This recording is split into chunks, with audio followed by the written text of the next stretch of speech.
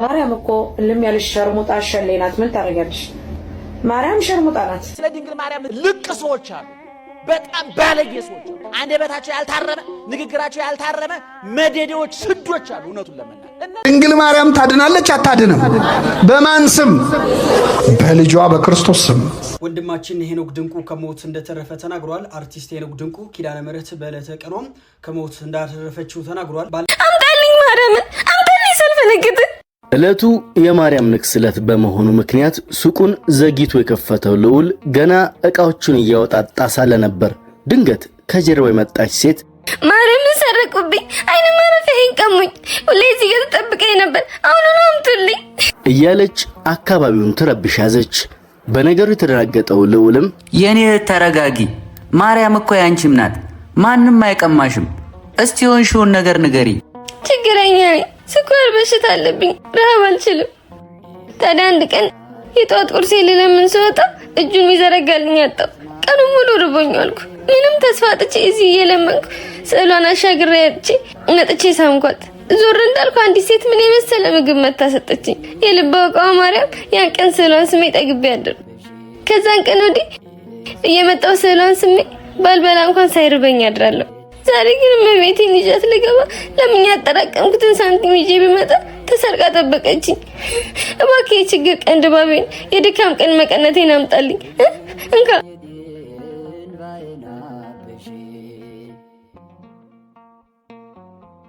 የኔ እህት እሺ አታልቅሺ፣ በቃ ሁሉም ገብቶኛል። ዛሬ አላወጣኋትም እንጂ ስዕሏም አለች። ያመጣሁት ሁሉ ሲሸጥ ያልተሸጠችው ስዕል ይቺ ብቻ ነበረች። አንቺ ብር አትከፊም። ማርያምን ለመውሰድ ምድራዊ ገንዘብና እውቀት ሳይሆን ንጹህ ልብ ነው የሚያስፈልገው። እንኪ ማርያምን ውሰጃት።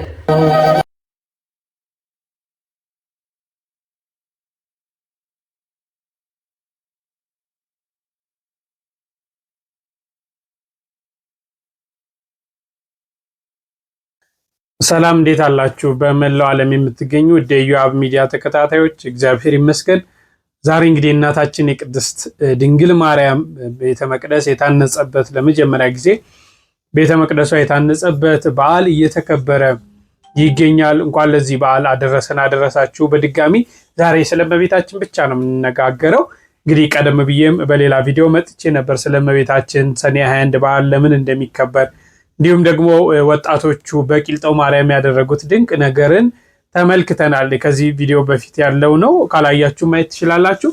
አሁን የምንመለከተው እንግዲህ የሚታወቀው አርቲስት ሄኖክ ድንቁ በኪዳነ ምሕረት አማላጅነት በኪዳነ ምሕረት ረዳትነት በዕለተ ቀኗ ተርፌያለሁ ብሎ ቪዲዮ የተለያዩ ቪዲዮዎች እየወጡ ነው።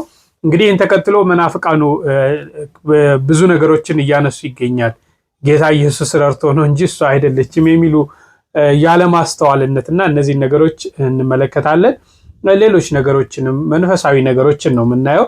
የእመቤታችን በዓልስ እንዴት ተከበረ የሚሉ ነገሮችን እናያለን። ደግሞ አንዲት በጣም አርቲስት ናት፣ ማክዳ አፈወርቅ ትባላለች።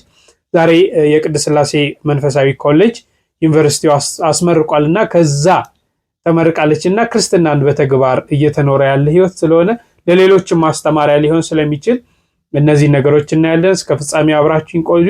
እመቤታችን ድንግል ማርያም ሁላችሁንም ተባርካችሁ ኮሜንት ሴክሽን ላይ ማርያም እናቴ እያላችሁ ጻፉ። እስቲ የሄኖክ ድንቁን ተመልክተን እንመለስ።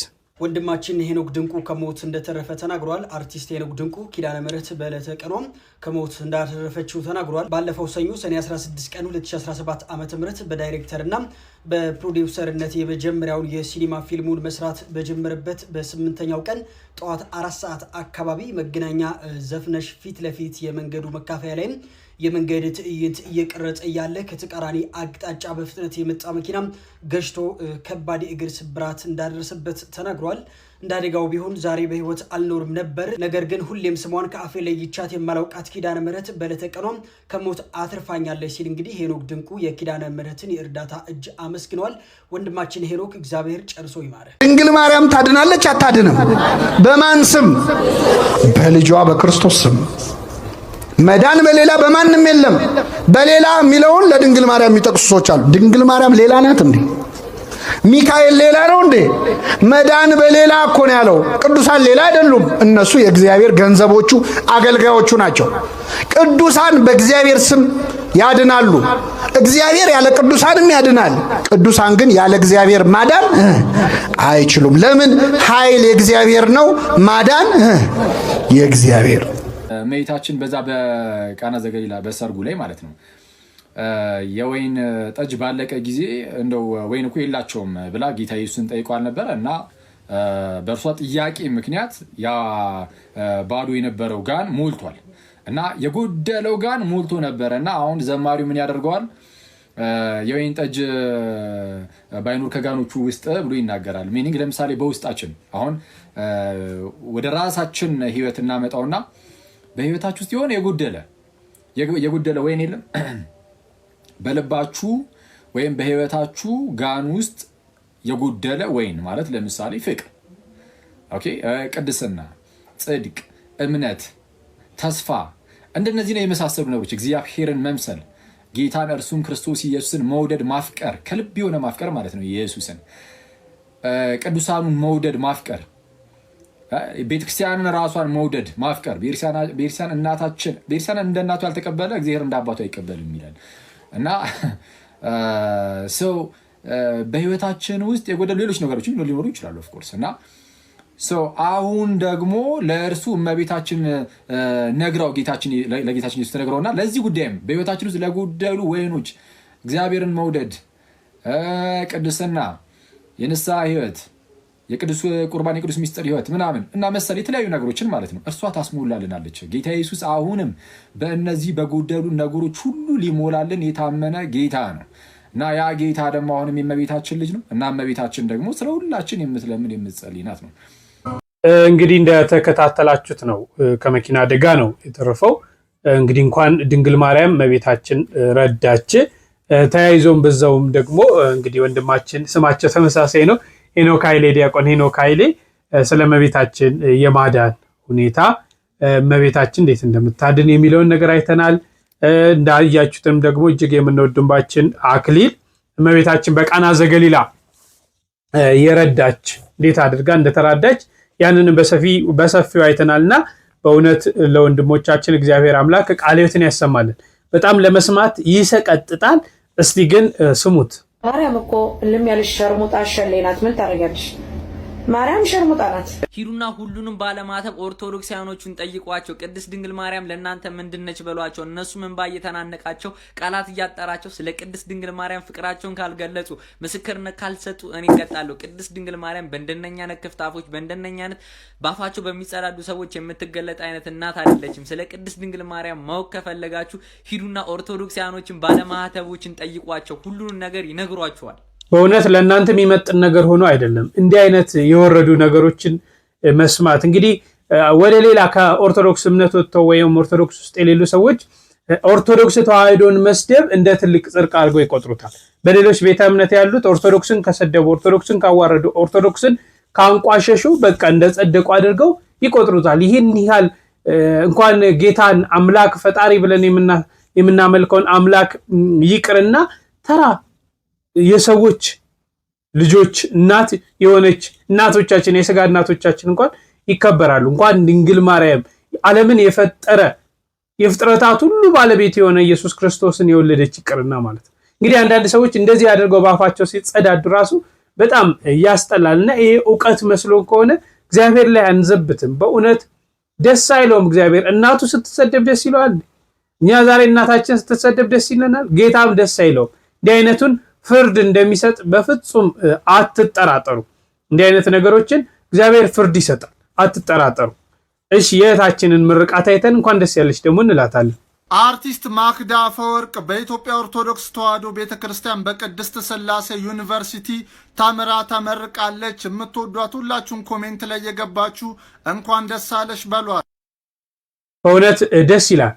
ባለማዊ የሚገኙ ስራቸው ባለማዊ ሆኑ ሃይማኖታቸውን አክብሮ ያሉ አሉ እና እቺ እህታችን ሃይማኖቷን አክብራ ዝናው ያለም ዝናው ገንዘቡ ምኑ ሳያታለላት ደግሞ በመንፈሳዊ ኮሌጆች ገብቶ የእግዚአብሔርን ቃል መማር ማለት በጣም ትልቅነት ነው። በእውነት እንዲህ አይነት ነው በተግባር የሚኖር ክርስትና ማለት ነው። ስለዚህ እቺ እህታችን በእውነት በተማርሹ ደግሞ ቤተክርስቲያንን የምታገለግይበት እንዲሆን እሱ አክብረሹ ቤቱ ሄደሽ ትምህርቱ እንደተማርሽ እሱ በትዳርሽ በህይወትሽ በኑሮሽ ሁሉ ያክብርሽ ለማለት እወዳለሁ። እሺ በመጨረሻ ስለ ዛሬው በዓል ደግሞ ትንሽ እንስማ። ሰኔ 21ን ለምን እናከብረዋለን? ሰኔ 21 አምላክን የወለደች የእመቤታችን የቅድስተ ቅዱሳን የቅድስት ድንግል ማርያም የታላቁ በዓሏ መታሰቢያና በዓለም ሁሉ የቤተ ክርስቲያን የመታነጽ መታሰቢያ መሆኑን ስንቶቻችሁ ታውቃላችሁ? የተለመደው ትብብራችሁ ኮፒ ሊንክ ማድረግ እንዳይረሳ እጠይቃለሁ። ጥንተ ነገሩ እንዴት ነው? ታሪኩ እንዴት ነው ስንል በአጭሩ ሰኔ 20 በዛሬዋ ቀን በኬልቄዶን አውራጃ በቂሳሪያ አገር የእናታችን የቅድስተ ቅዱሳን የቅድስት ድንግል ማርያም የእመቤታችን ቤተ ክርስቲያን ያለ እንጨት ያለ ጭቃና ያለ ውሃ ያለ እንጨት ያለ ጭቃና ያለ ውሃ በሶስት ድንጋዮች እነዚህ ሶስት ድንጋዮችም እንደ ሰም እየቀለጡ እንደ ሐረግ እየተሳቡ በተወደደ ልጇ በመድኃኔዓለም በኢየሱስ ክርስቶስ በራሱ በእጁ ቤተ ክርስቲያኗ የታነጸችበት ቀን ነው ሰኔ 20። መድኃኔዓለም ኢየሱስ ክርስቶስ ከሰማየ ሰማያት እናታችን ቅድስተ ቅዱሳን ቅድስት ድንግል ማርያምንና ቅዱስ ሚካኤልን በቀኙ ቅዱስ ገብርኤልን በግራው እልፍ አእላፋት ቅዱሳን መላእክትን አስከትሎ ሰኔ 20 ቀን በኬልቄዶን በቂሳሪያ ተገኘና ሐዋርያት በበዓለ 50 መንፈስ ቅዱስ ከወረደላቸው በኋላ ሀገሪቱን ዓለምን ተከፋፍለው አሕዛብን በአብ በወልድ በመንፈስ ቅዱስም እያጠመቁ ወደ ክርስትና በሚመልሱ ጊዜ ሰዎች በራሳቸው ፈቃድ ከሚሰጧቸው ከግል ቤታቸው በስተቀር ቤተክርስቲያን አልነበራቸውም። ቅዱስ ቁርባን የሚቀበሉበትና የሚያቀብሉበት መስዋዕቱንም የሚያሳርጉበት ቤተክርስቲያን አልነበራቸውምና ያዝኑ ነበር። በዚህም የተነሳ ጳውሎስና ባርናባስ እንዲሁም ደግሞ ክርስትናን ያገኙት ሕዝቦች በሙሉ ወደ ሐዋርያት አለቃ ወደ ቅዱስ ጴጥሮስና ወደ 12ቱ ሐዋርያት ስለ ቤተክርስቲያን መታነጽ ጉዳይ እየለመኑ ጥያቄ አቀረቡ። ሐዋርያትም እንደዚህ ብለው መለሱላቸው፣ ክብር ይግባውና ያለ ጌታችንና ያለ መድኃኒታችን ያለ ኢየሱስ ክርስቶስ ፈቃድ እኛ ምን ማድረግ አንችልም። ስለዚህ ዝም ብለን ቁጭ ከብንል ሁላችንም ሱባኤ እንያዝ ብለው በሙሉ ሱባኤ ያዙ። በሱባኤውም መጨረሻ ያም ማለት ሰኔ 20 ቀን ክብር ይግባውና መድኃኔዓለም ኢየሱስ ክርስቶስ እናታችን ቅድስተ ቅዱሳንን እንዲሁም ደግሞ በቀኙ ቅዱስ ሚካኤልን በግራው ቅዱስ ገብርኤልን እልፍ አእላፋት ቅዱሳን መላእክትን አስከትሎ ከሰማየ ሰማያት ወረደ። በየአገሮች ሁሉ የተበተኑትን ሐዋርያትን በሙሉ እስከ ፊልጵስዩስ ድረስ በደመና እየነጠቀ እየጫነ እያመጣ ሰበሰባቸው። ከባረካቸው በኋላም እንደዚህ አላቸው፣ ይህች ዕለት በእናቴ በማርያም ስም በአራቱ ማዕዘነ ዓለም በእርሷ ስም አብያተ ክርስቲያናትን እንድታንጹ ፈቃድ የሰጠሁበት ቀን ነው አላቸው። ይህንንም ብሎ ወደ ከተማ በስተምስራቅ በኩል አወጣቸውና የቤተ ክርስቲያኒቱንም መሰረት ወሰነላቸው። በእናታችን በቅድስተ ቅዱሳን በቅድስት ድንግል ማርያም ስምም ከሶስት ድንጋዮች ያለ ውሃ ያለ ጭቃና ያለ እንጨት ከሶስት ድንጋዮች እነዚህ ሶስት ድንጋዮች እንደ ሰም እየቀለጡ እንደ ሐረግ እየተሳቡ በሐዋርያት እጅ ውስጥም ደግሞ እየለመለሙ በሶስት ድንጋዮች በዓለም የመጀመሪያ የተባለችውን ቤተክርስቲያን አንጾ ጨርሷል። ይህም የሆነው ሰኔ 20 ቀን ነበር። ከዚህም በኋላ ጌታችን ነዋየ ቅድሳቷን አልባሳቷንና መሠዊያዋን ከሰማየ ሰማያት አውርዶ አዘጋጀ። እጁንም በሐዋርያት አለቃ በቅዱስ ጴጥሮስ ራስ ላይ ጫነና በአራቱም ማዕዘን እየባረከና እየቀደሰ አርሳይሮስ ብሎ ሾመው። ይህም ሊቀ ጳጳሳት ማለት ነው። ለሐዋርያት አለቃ ለቅዱስ ጴጥሮስም ከጽንፍ እስከ ጽንፍ ድረስ የሐዋርያት አለቃ ይሆን ዘንድ ይገባዋል እያሉ ሰማያውያን መላእክትና ምድራውያን ሰዎች በሙሉ አሰምተው ተናገሩ። ጌታችንና አምላካችን ኢየሱስ ክርስቶስ ሰኔ 20 ቀን የቤተ ክርስቲያኗን ሥርዓት ሁሉ ሹመቱንም ከፈጸመ በኋላ ሰኔ 21 ቀን ቅዱስ ቁርባን አዘጋጅቶ ቅዳሴውን እሱ ራሱ ቀድሶ የራሱን ቅዱስ ሥጋና ክቡር ደሙን ለሐዋርያቱ አቀብሏቸዋል። ቤተ ክርስቲያኗትንም በዚሁ ቀን አክብሯታል። አንዳንድ ምንጮችም ሐዋርያት ቅዳሴ ቀድሰው ቅዱስ ቁርባን አዘጋጅተው ሕዝቡን በሙሉ አቁርቧል የሚሉም አሉ። ይኸውም የሆነው በሰኔ ወር በ21 ቀን ነው። ይህንን ሥርዓት ከፈጸመላቸው በኋላም መድኃኔዓለም ኢየሱስ ክርስቶስ በክብር ወደ ሰማያት አድርጓል። ሐዋርያትም በዚህ ሥርዓት መሠረት በዓለሙ ሁሉ በእናታችን በቅድስተ ቅዱሳን በቅድስት ድንግል ማርያም ስም ቤተ ክርስቲያንን ማነጽ ጀምረዋል። እሺ፣ የመጀመሪያውና ዋናው ምክንያት ይሄ ሲሆን ሁለተኛውና ደግሞ ትልቁ ምክንያት ደግሞ እናታችን ቅድስተ ቅዱሳን ቅድስት ድንግል ማርያም በአካለ ሥጋ እያለች በሰኔ 21 ቀን በጎልጎታ በጌታችን መቃብር ለሰው ልጆች በሙሉ ለሰው ልጆች በሙሉ ምህረትን የለመነችበት መድኃኔዓለም ኢየሱስ ክርስቶስም ከሰማየ ሰማያት ወርዶ ቃል ኪዳን የገባላትና በእርሷ የተማጸነ ስሟን የጠራ እርሷን ያከበረ ቤተክርስቲያኗን የሰራ ለቤተክርስቲያኗ መባዓ የሰጠ የእሷን ዜና ገድል ተአምሯን በሙሉ የተናገረ ሁሉ ምህረትን እንደሚያገኝ ቃል ኪዳን የገባበት ታላቅ በዓልም ጭምር ነው።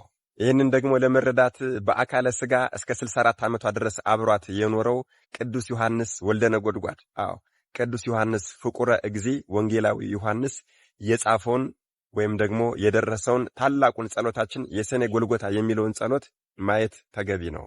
መድኃኔዓለም ኢየሱስ ክርስቶስ በእናታችን በቅድስተ ቅዱሳን በቅድስት ድንግል ማርያም ወላዲተ አምላክ እመብርሃን አማላጅነት ጨርሶ ፈጽሞ የማረን በረከቷ ጣዕሟ ፍቅሯም አይለየን። አሜን። ይቆየን።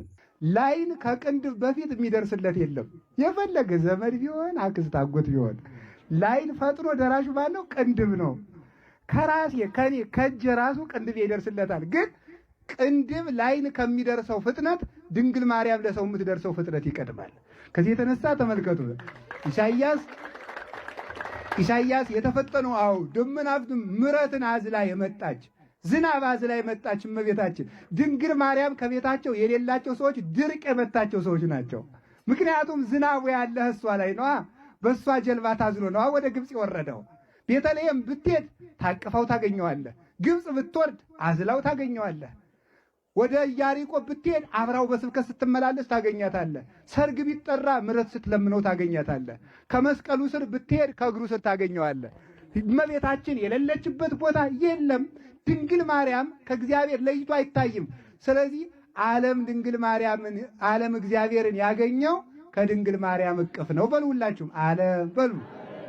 እግዚአብሔርን ያገኘው ከማን እቅፍ ነው? ስለዚህ ቅዱስ ዳዊት እንዲህ ይላቸዋል፣ እኒህ ሞኞች እኔ እግዚአብሔርን ከድንግል ማርያም አገኘሁት ብላቸው ይህን ትተው አውደ ያውሩ ረሲያን እነዚህ ዝንጎች ወዲያ ይሮጣሉ ዙሪያውን አለ። እኔ እግዚአብሔር እዚህ ነው እያልኳቸው አውደ ያውሩ ረሲያን ዝንጎች፣ ሰነፎች፣ ልብ የለሾች ወዛልወ ልብ ይሌበ ለዝንቱ አይምሮ የሌለው ልብ የለሽ መናፍቅ ክርስቶስ ከድንግል ማርያም እቅፍ ላይ እንዳለ አያውቀው አያስተውለው። ሰብአ ሰገል እኮ አንተ 2 ዓመት ደክሞ መጥተው እኮ ያገኙት ከድንግል ማርያም ነው። አሬ እጅን ድንግል ማርያም ክርስቶስን ትጋርዳለች ይላል። ትገልጣለች እንጂ እንዴት ነው የምትጋርደው? ታቅፋ እያሳየቻቸው አይደለም እንዴ? ገብተው ሲገቡ እኮ አገኙት ማለት ነው። በእናቱ ስግደት አቀረቡለት። እናቱ እንደታቀፈች ነው ስግደት ያቀረቡ። ያን ጊዜ የቅዱስ ዳዊት ትንቢት ተፈጸመ። ለከ ይደሉ ስብሐት በጽዮን ወለከ ይትፌኖ ጸሎት በኢየሩሳሌም ስማ እግዚኦ ጸሎተ ኩሉ ዘሥጋ ዘመጽሐቤከ ወኃጢአተ ንስሐ አንተ ትሰሪ ለነ። ስለዚህ የዛ ጊዜ ምን እንላታለን? ማርያም ማለት ምሳሌ ወምስጋድ ወምስትስራይ ኃጢአት። ማርያም ማለት ስሬት የሚገኝባት የታቦቱ የስሬት መክደኛ አካላዊ ቃል በልቡና የተጻፈባት እግዚአብሔር የተገኘባት ሰላምን ያወረደች እግዚአብሔርና ፍጥረት የተገናኙባት እመቤታችን ናትና የጠፋው ሰው እግዚአብሔር ማግኘት የሚፈልሰው ወደ ድንግል ማርያም ይምጣ። እግዚአብሔርን ያገኘንባት እውነተኛይቱ መቅደስ ለድንግል ማርያም ክብር ምስጋና ይግባ። በእውነት ለመምህሮቻችን እግዚአብሔር አምላክ ቃለ ሕይወትን ያሰማልን። እኛም በሰማነው 30፣ 60፣ 100 ያማሩ ፍሬዎችን ለማፍራት ያብቃን። እመቤታችን እናታችን ቅድስት ድንግል ማርያም እቅፍ ድግፍ አድርጋ ደግሞ ለዓመቱ ሁላችንንም በሰላም ታደርሰን። እጅግ አከብራችኋለሁ። ላይክ እና ሼር ማድረጋችሁን ቤቱንም ሰብስክራይብ ማድረጋችሁን እንዳትረሱ። ሰላም ሁኑልኝ።